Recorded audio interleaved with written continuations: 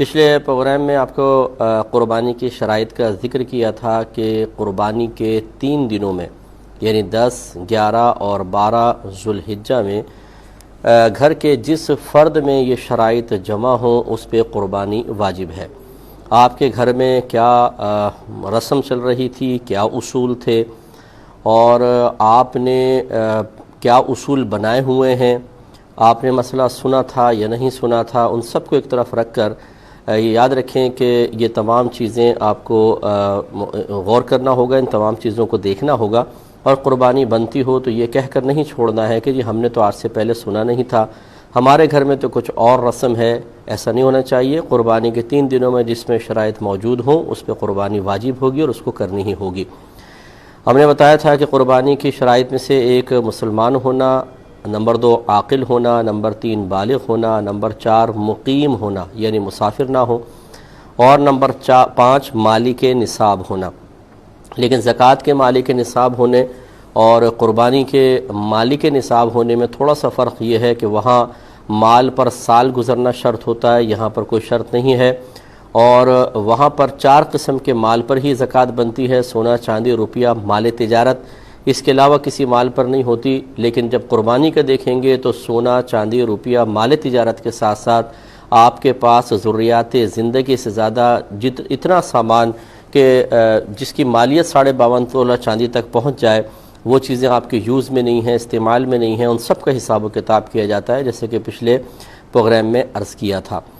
پھر آپ کو بتایا تھا کہ قربانی کے جانور مخصوص ہوتے ہیں، اس میں گائے، بھینس، بیل اور بھینسا، اونٹ، اونٹنی اور بکرا، بکری، دمبا، دمبی۔ صرف دمبے کے بارے میں استثناء ہے کہ 6 مہینے کا ہو اور دور سے دیکھنے میں سال بھر کا لگے تو اس کی قربانی ہو سکتی ہے، باقی سب کی عمریں مکمل ہونی چاہیے، یعنی اونٹ میں کم از کم 5 سال، گائے، بیل، بھینس، بھینسا میں کم از کم 2 سال، اور بکرا، بکری، دمبا، دمبی میں کم از کم 1 سال۔ لیکن بس وہ جیسے بتایا کہ دمبے میں 6 ماہ کا دور سے دیکھنے میں لگے، 6 ماہ کا ہو لیکن دور سے دیکھنے میں سال بھر کا لگے تو اس کی قربانی ہو سکتی ہے۔ اب یہ دانتوں کا جو مسئلہ ہوتا ہے، بات سمجھتے ہیں کہ کھیرے دانت ہم کہتے ہیں، چھوٹے چھوٹے دانتوں والا، اس کی قربانی شاید نہیں ہوتی، یہ بات غلط ہے۔ اصل ہے عمر، یہ دانت تو اس عمر کا اندازہ کرنے کے لیے دیکھے جاتے ہیں، لہذا اگر آپ کو کنفرم پتہ ہے یا آپ قابل اعتماد شخص سے لے رہے ہیں اور وہ اس بات کی گواہی دے رہا ہے کہ بکرا مثال کے طور پہ 1 سال کا ہے یا گائے کم از کم 2 سال کی ہے تو اس پر اعتماد کیا جا سکتا ہے۔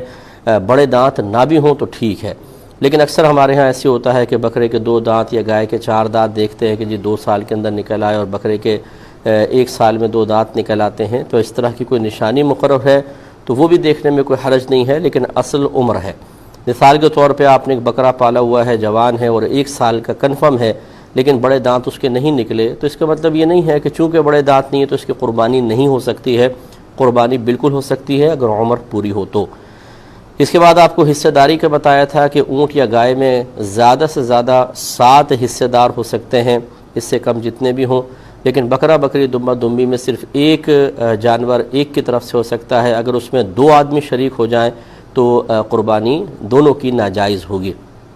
لیکن شرکت کے بارے میں آپ کو بتایا تھا کہ اس کا مطلب یہ نہیں ہے کہ آپ پیسے ملائیں تو شرکت ہو جائے گی، بلکہ اصل ہے قربانی کا منسوب کیا جانا۔ مثال کے طور پہ 2 گھر میں بھائی ہیں، دونوں آدھا آدھا پیسہ ملاتے ہیں اور مثال کے طور پہ 20,000 کا ایک بکرا لاتے ہیں۔ اب 10,000 اس نے ملائے، 10,000 اس نے ملائے، بظاہر 2 آدمی شریک ہو رہے ہیں، لیکن وہ کہتے ہیں کہ یہ پیسے تو ہم دونوں نے ملائے، لیکن قربانی اس بڑے بھائی کی طرف سے ہے، یہ بڑا بھائی کہ تمہاری طرف سے ہے۔ ایک شخص کی طرف اگر منسوب کر دیا جائے تو پھر پیسے ملانے سے کوئی فرق نہیں پڑتا ہے، اصل ہے اس قربانی کو منسوب کرنا۔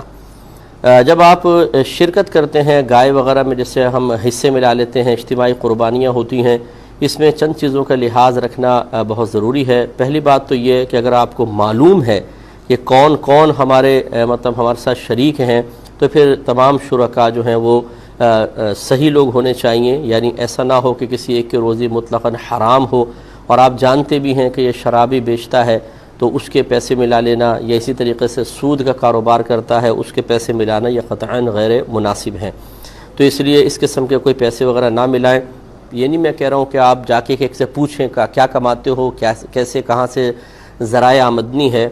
یہ انویسٹیگیشن یا تحقیق کی آپ کو حاجت نہیں ہے۔ لیکن اگر آپ کو کنفرم پہلے بغیر تحقیق کے پتہ ہے کہ یہ شخص حرام کماتا ہے، یہ غلط نظریات کا حامل ہے، جیسے مثال کے طور پہ اللہ کے بارے میں غلط نظریہ رکھتا ہے، رسولوں کے بارے میں غلط قسم کی باتیں کرتا ہے، بعض ہوتے ہیں جرأت مند ہوتے ہیں بلا دریغ کہہ دیتے ہیں، تو اس طرح کے لوگوں کو شامل نہ کیا جائے۔ لیکن یہ نہیں کہ آپ ایک ایک کا انٹرویو لینا شروع کر دیں، اس کو میں نہیں کہہ رہا ہوں۔ ہاں اگر آپ کو معلوم ہے تو بہرحال پھر اس کو شامل نہ کریں۔ دوسری بات یہ ہے کہ سب کی قربانی، سب کی نیت اسی سال کی قربانی کرنے کی ہو۔ اگر کسی ایک شخص نے یہ نیت کی کہ میں پچھلے سال کی قربانی اس سال کر رہا ہوں تو یہ شرعاً جائز نہیں ہے، کیونکہ اگر آپ کی پچھلے سال کی کوئی قربانی رہ جاتی ہے تو اس کی قضا نہیں ہے کہ آپ بعد میں مزید جانور ذبح کریں، بلکہ اس کا کفارہ ہوتا ہے، اور کفارے کا مطلب یہ ہے کہ ایک جانور بکرا بکری وغیرہ یا گائے کا ایک حصے کے برابر آپ کو پیسہ صدقہ ہی کرنا ہوگا، تو وہ پچھلا جو قربانی نہیں ہوئی توبہ کے بعد جب آپ ایسا کریں گے تو انشاءاللہ اس کا کفارہ بن جائے گی۔ اس لیے ساتوں شرکاء کی نیت اسی سال کی قربانی کی ہو، پچھلے سال کی نہیں ہونی چاہیے، لہٰذا یہ تو آپ شرکاء سے معلوم کر سکتے ہیں۔ لیکن میں آپ کو سمجھا رہا تھا کہ عقیقے کا حصہ قربانی کے جانور میں ملایا جا سکتا ہے، کیونکہ عقیقے اور قربانی میں دونوں میں ایک چیز بالکل مشترک ہے کہ جانور کا خون بہا کر اللہ تبارک و تعالیٰ کا قرب حاصل کرنے کا ارادہ کرنا، تو لہٰذا عقیقے میں بھی یہی ہے اور قربانی بھی یہ ہے۔ تو اس لیے اگر کوئی شخص کہتا ہے کہ میرے 2 حصے عقیقے کے ملا لیں اور 5 افراد جو ہیں وہ قربانی کرنا چاہتے ہیں تو بالکل یہ حصے ملائے جا سکتے ہیں، اس میں شرعاً کوئی حرج نہیں ہے۔ ایک یہ بھی یاد رکھیں کہ تمام شرکاء کی نیت قربانی کی ہی ہو، ایسا نہ ہو کوئی شخص قربانی کی نیت نہ کرے، فقط گوشت حاصل کرنے کی نیت کرے، تو پھر یہ سب کی قربانی ضائع ہو جائے گی۔ اس کی صورت یوں بن سکتی ہے جیسے آپ کے 6 حصے دار ہیں، آپ ایک 7واں بھی ملانا چاہتے ہیں، کسی شخص کو آفر کیا اور اس نے کہا یار میں تو بکرے لے آیا ہوں تو اب مجھے تو ضرورت نہیں ہے، چلو اچھا ایسا کرتے ہیں میرا حصہ ملا لو، میں گوشت لے لوں گا، کباب وغیرہ بنا لیں گے، قربانی تو میں بکروں کی کروں گا۔ اب آپ کو پتہ ہے کنفرم کہ یہ اس نیت کے ساتھ پیسہ ملا رہا ہے اور آپ نے اس کے پیسے شامل کر لیے، تو اب ایک شخص کی نیت گوشت حاصل کرنے کی ہے اور 6 کی نیت قربانی کی ہے، تو اس ایک کی غلط نیت کی وجہ سے یہ حرمت سب میں، یعنی یہ خرابی سب میں سرایت کر جائے گی اور کسی کی بھی قربانی نہیں ہوگی۔ اس لیے یہ بھی آپ صراحتاً معلوم کر لیں کہ بھئی گوشت حاصل کرنے کی نیت ثانوی حیثیت رکھے، کیونکہ جو قربانی کرنا چاہتا ہے وہ گوشت بھی حاصل کرنا چاہتا ہے، لیکن قربانی کی نیت اصل ہوتی ہے، گوشت ایک ضمنی چیز ہوتی ہے۔ لیکن اگر وہ کہے قربانی میں نے کرنی ہی نہیں ہے، صرف گوشت حاصل کرنا ہے، تو سمجھ لیجئے کہ پھر قربانیاں ضائع ہو جائیں گی۔ تو اس میں انشاءاللہ مزید جو مسائل ہیں وہ پھر مزید عرض کریں گے۔